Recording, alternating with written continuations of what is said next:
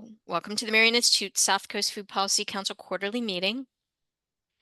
We're just going to do land acknowledgements, and then I'll give you a debrief for the 4 working groups. It'll be initiative and then policy, and in between I'll be giving you links. So we always start off with a land acknowledgement. So I'm going to ask you to silently read this, put ourselves in the right frame, right?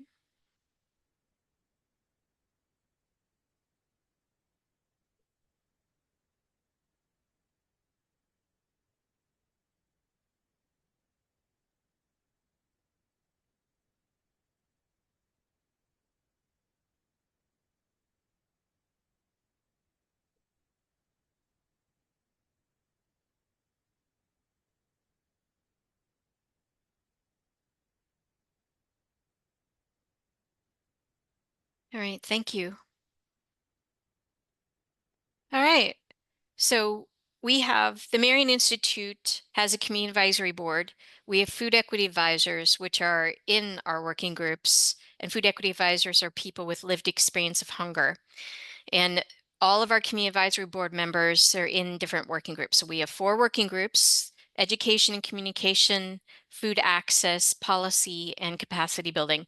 So I'm just going to go through each working group, talk about the initiatives, and share the links to what we're doing so you can get involved in what we're doing. So the first thing is to understand the education and communication working group. If you've not heard about this particular group, the focus is to actually educate the public on the food system. One of the key leverage points when we figured out the priorities was that none of the priorities, whether they're policy or whatever we're doing, will work unless more people understand the food system. So we do this in 2 ways. One is the Local Southcoast Challenge, which you can register now. So I'll share that link in a moment.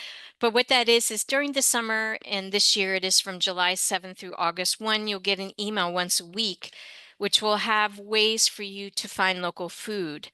We'll also have, like, this is food system education and information. We'll also have volunteer experiences that you can engage in with the community in the food system itself, and different policies that we're working on. We'll promote the advocacy as well. So this is a really key piece of what we do in trying to educate the public on the food system, and I'll share that in a second.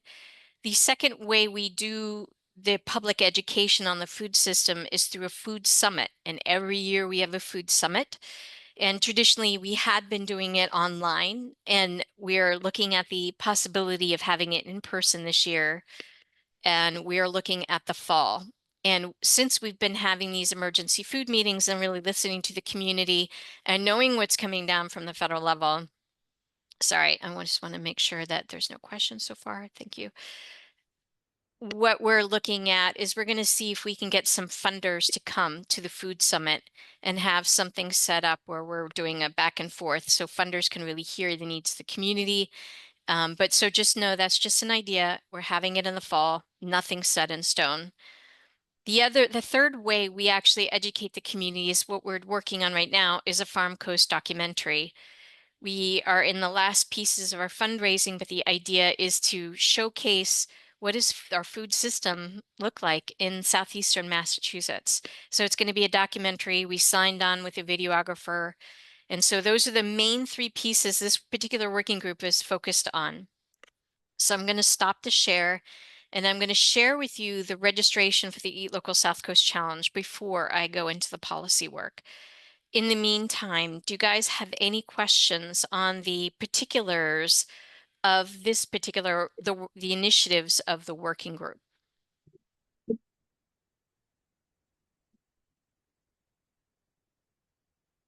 Okay, so I put the registration link for the Eat Local South Coast Challenge. We encourage you to register and share this with other people. We will have a weekly drawing for anybody who's registered to win something from our raffle. Those are basically gift cards from our local restaurants in our community and our food system. So please register now. This is a great way to learn, and it's a fun way to learn about the local food system. And every week's going to be a different part of the food system. So we encourage you to register now. It's a pretty simple registration process. If you can also get a free bumper sticker. I'm going to show you the bumper sticker. Whoops. Eat Local Southcoast Challenge bumper sticker when you register and you fill in that little place with your address. Any questions so far or any thoughts about that particular initiative? Okay. All right, I'll go back to the share and we'll start on the policy side.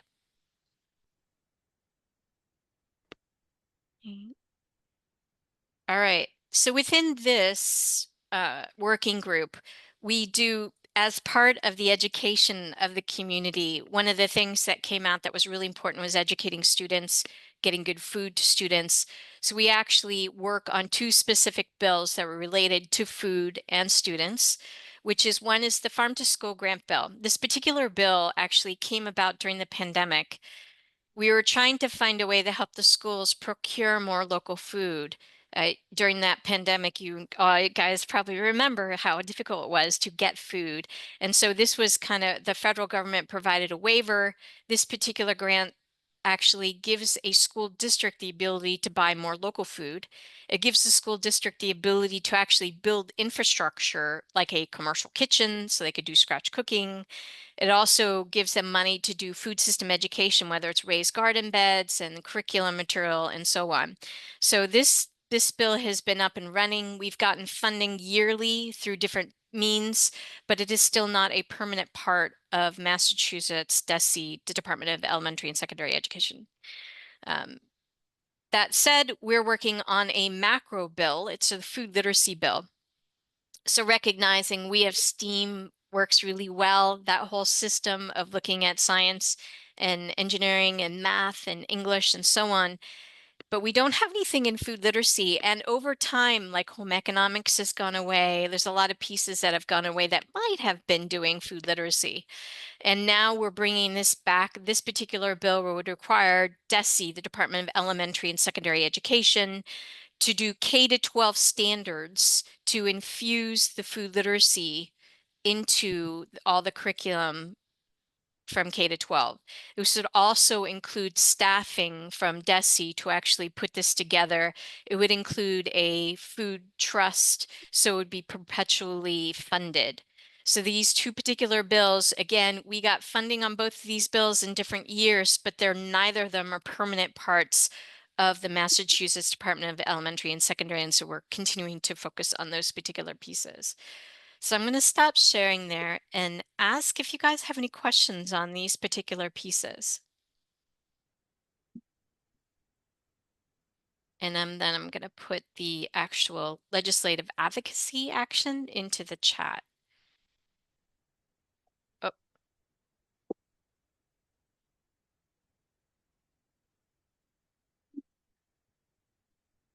okay.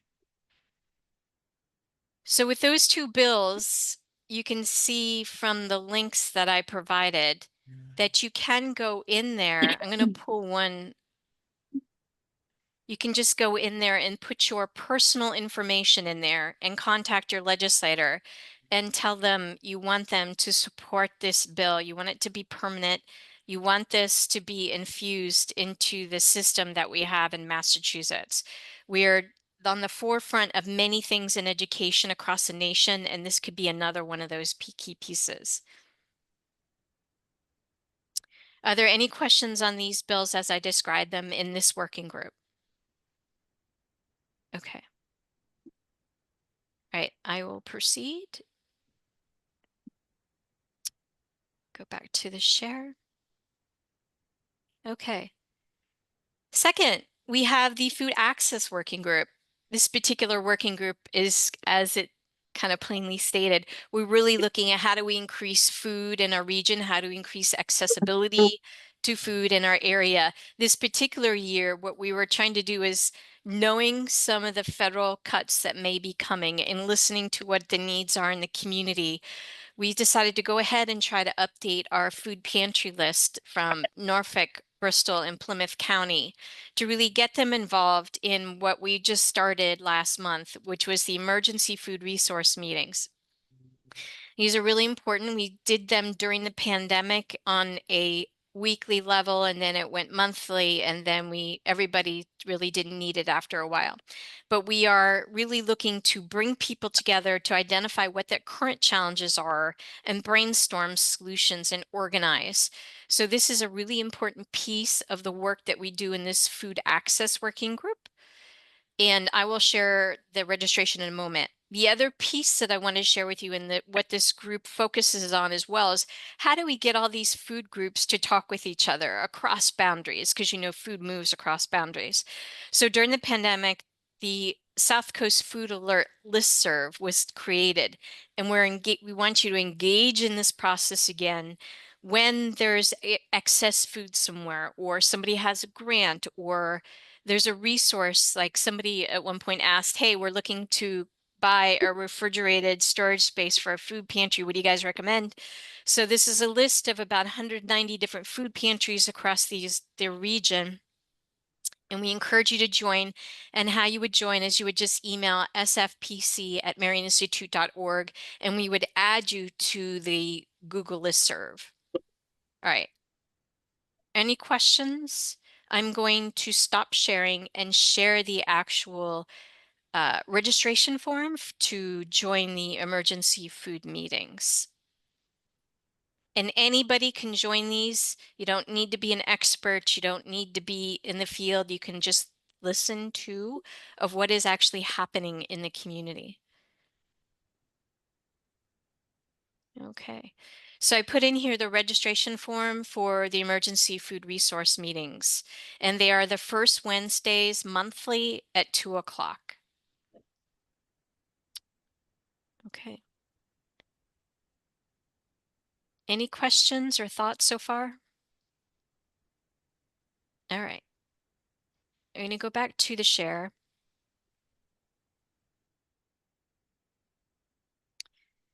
And as far as policy, this particular working group, the Food Access Working Group, has been working steadily on the Healthy Incentives Program.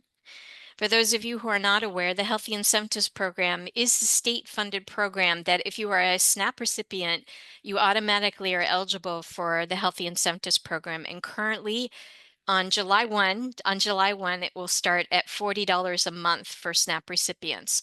And you have to use your EBT SNAP card at a HIP vendor. So it's really helping farmers, local CSAs that are HIP vendors to actually join in this. So this is a win-win for both the farming community and the people that are and the people in the community that are vulnerable and are SNAP recipients. So this is a huge, huge effort that we have been working on, and we are now waiting to see the FY26 budget on this. The good news is that going into the budget conference committee, it was going to be funded at $25.4 million, and the $400,000 would be used for education and outreach on HIP, which has been a long time kind of obstacle to helping more of community members use HIP. So we're hoping this will pass the budget conference committee and be fully funded next year for $25.54 million. But in the meantime, HIP is not yet permanent in Massachusetts. So we are working hard with the statewide coalition on HIP, and I'm going to share the link for this action. So we encourage you to contact your legislators and let them know that you really want this to be fully become a permanent part of the Massachusetts DTA system. And as you know, SNAP may be cut a lot. And this is going to be an extraordinary thing if we can fully fund this back to the normal, which was $40, $60, or $80, depending on your household size. So we ask you, please do this advocacy. Just type in your contact information at personal level, and your state legislator will receive your email. Okay. Any questions on the Healthy Incentive Program? Any stories that you have to share around the Healthy Incentive Program? Okay. All right. I will go back to the slide for the next working group. Whoops. Can you see the working group up here? Where it says food access? Yeah, okay, thanks. All right. The next group is capacity building. The capacity building working group was initially put together to actually work on the soft and the hard infrastructure. So we want to build networks so we can build a healthy and robust regional food system, but we also want to build the hard infrastructure. Those are like the building pieces that we need to create this regional food system. So we looked around a few years ago to find a tool that can really help us look at a little bit deeper into what we're trying to develop. Um, we want so many food hubs, but how many? Where should they go? How many refrigerated more storage spaces do we need? What kind of distribution system do we need? How many food recovery programs do we need? Where should it go? And so on and so on. So we started looking around and we discovered the CARROT. This is the Community and Agriculture Resiliency Audit Tool. And we started using this with our own community advisory board for us in Bristol County. And this particular working group is like leading this charge on this. So once we started looking at that, we saw some early indicators. Of the 101 indicators that we used, we found that there is some gaps early on in the research. And one of those is that we don't have a lot of food system stakeholders that are at the municipal level. So we were like, wow, whether they're in agricultural commission or they're in Mass in Motion or they're in the mayor's office or wherever people are, there's just simply not a lot of food system stakeholders, people who deeply care about the food system that are in the municipal level.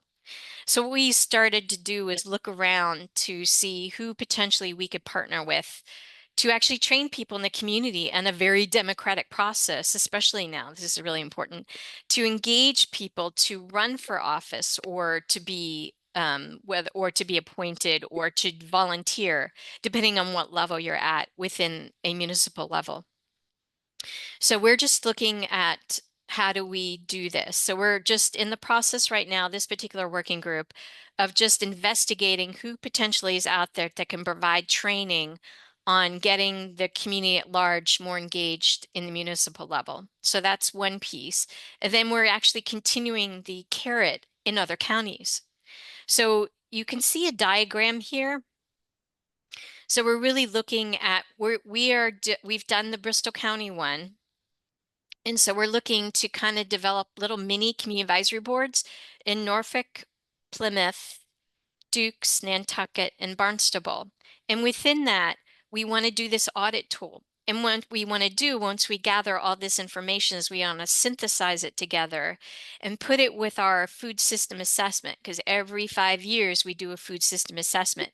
But instead of being just 3 counties, which we've done in the past of Norfolk, Bristol, and Plymouth, this will be more like a food shed. This whole southeastern region will have a pretty good sense from the food system assessment plus this carrot, all these carrot information combined together in one big report that we'll hope to publish in the fall of next year.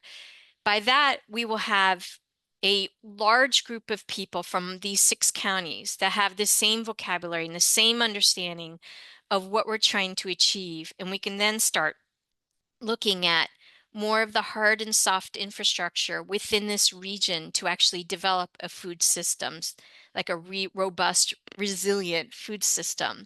So any kind of pandemic or any kind of economic downturn, this system will keep operating and we'll keep growing this system. So that is one of the big pieces that we are working on. Liz, do you want to add anything to this? Liz Wiley, sorry. Yes. No, I think that was a good summary. I'm happy to answer any questions that anybody has about any of this. We're kicking off with Plymouth. We have funding in place for Plymouth County through an MVP grant, and looks like we have funding sort of in place for Barnstable County. So we are definitely, and all of these counties have committed to participating in this. We are working with them already, Rita and I, on a monthly community of practice that we host.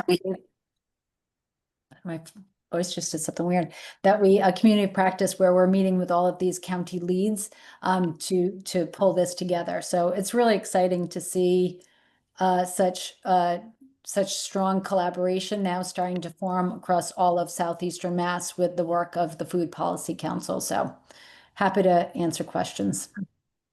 You can just take yourself off of mute or put your question in the chat.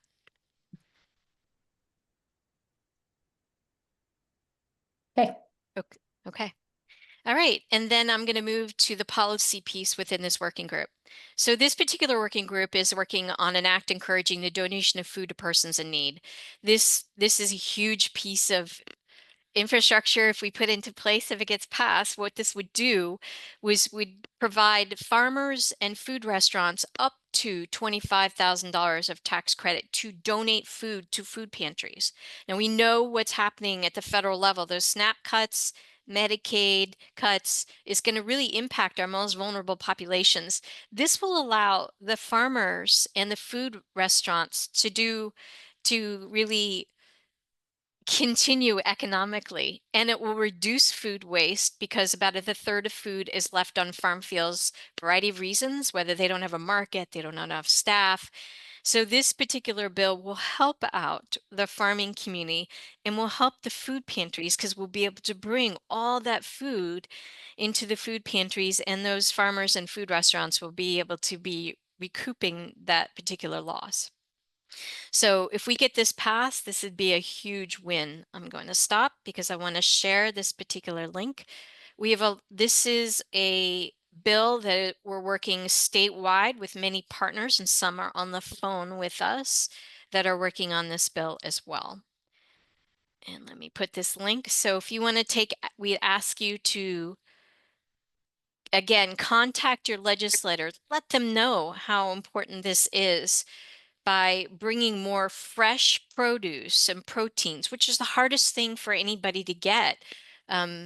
When you come into a food pantry, there's stable items, stable shelf items, but getting the fresh produce is going to be a key thing for maintaining our health and then having really good health outcomes moving forward. So this is going to be a key piece if Medicaid and SNAP is cut to getting more that healthy food into the food system. So we ask you to take action, tell people about it, and let the legislators know that you want this passed. Any questions on this particular bill or the link? Okay, I'll go back to sharing.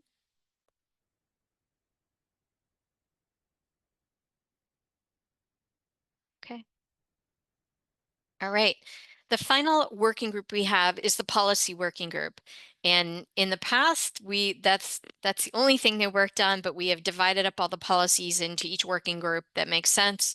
This particular working group works specifically on two pieces. One is equity and agriculture, which is a bill, and then the budget. So I'll talk about that second. I want to start with the stories.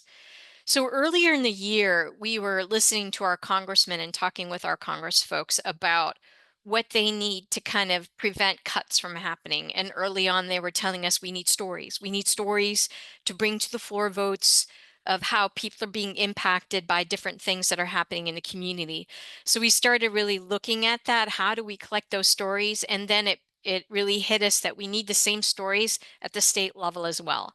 So we started collecting stories, and we have a link to share with you in a moment where it's basically an anonymous place for people to share their stories, or they can put whatever they want on either how they're being impacted or the specific bills we're working on. What is their story? What is their quote that we'll then use in testimony or use in public education when we're talking about the food system? So we're asking the community to share stories. We're also doing a lot of interviews with people to collect those stories, interviews with community members who are experiencing these challenges, working with partners and doing interviews with partners on how that would impact them if this bill passed and why that bill is important. So these are the key pieces this particular working group as an initiative is working on. And then as far as the policy, the equity in agriculture bill essentially will put a commission in place comprised of Black, Indigenous, and people of color to do the research and to then promote to the legislature potential policies that will help them overcome particular barriers to join in agriculture.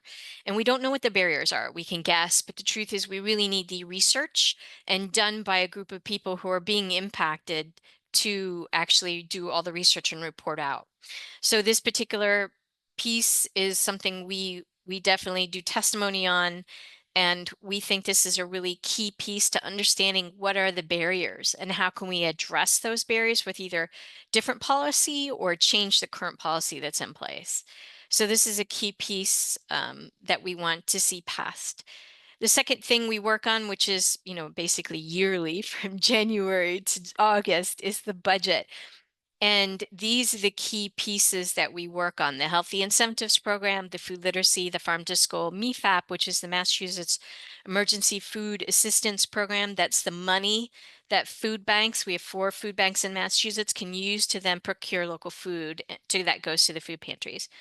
And then the Food Policy Council grants, the Coastal Food Shed, which is our local food hub, the buy local agriculture organizations, and in our area that is called CMAP. And we have the Massachusetts Food Trust, Mass in Motion, MDAR Staffing, and UMass Extension. So when we think of the food system budget, we're really looking at some foundational pieces that really help the food system keep moving, keep chugging, and have resilience. For us, that's what we see as the priorities within the budget, the food system budget. Every local community has very particular things they want to work on in the food system. We have ours as well, but these are the things that we constantly are advocating for within our structure. So I'm going to stop there. Any questions on collecting stories or on the policy? And I'll share with you the 2 different links that we have for taking action. So one is just the collecting stories link. So I'm going to share that within the chat. So then you can let other people know. They can just drop their stories of how they're being impacted. It's important for legislators to hear what is happening in the community directly. And that's the key piece that advocacy plays, is connecting the reality with the idea. And so if you can share those stories, that'd be that way of sharing stories, that link, that'd be great. Any questions so far or any thoughts? And there's one more thing I want to share with you after this. Okay. And then go back to the last initiative that we have, which also came from the food policy side, which is our lunch and learns. One of the things that struck us is that a lot of people, we've been doing some training in the community on how to advocate, but we realized we hadn't really done issue briefings. So the lunch and learns are set up during the summer to actually just give you a preview of all the bills, the bill history, what is happening, what it'll look like if it passes, if it doesn't pass, and just gives you a way to take action. So, and then in every issue briefing, I have those links for every bill to take action. So we encourage you to attend any of these lunch and learns. This month is going to be on the HIP and encouraging donations of food to persons in need. And in August will be equity in agriculture, because we started this early in May. So we'll be doing this series again at the top of the year. I'm going to share the link to the Lunch and Learn series so you can sign up to join any of the other last few issue briefings that we're having for the year. But we will be repeating this in January to get the community ready, as all the bills are reported out favorably or unfavorably in February. And then we'll do this issue briefing series to get people to do advocacy for all those floor votes that will happen. So that, in a nutshell, is what we've been up to this past quarter. I'd love to hear your thoughts on what we've been doing or any questions.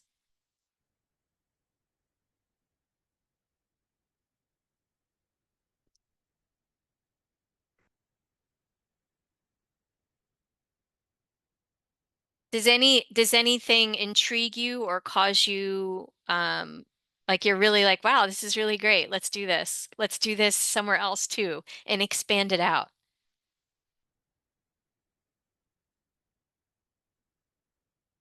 Okay.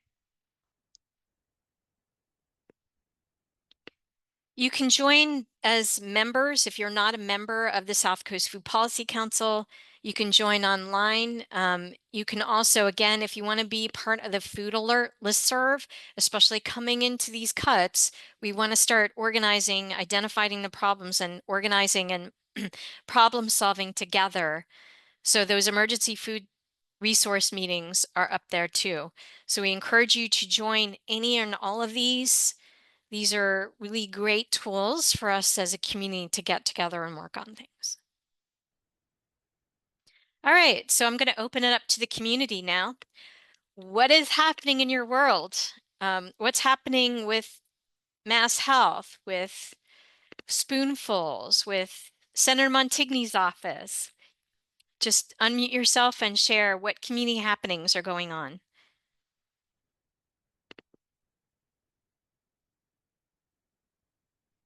Oh, thank you so much, Eduardo. Appreciate it. Thank you.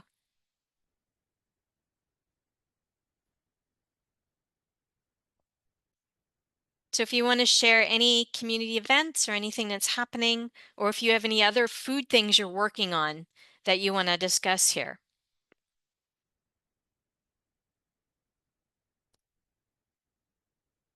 I see.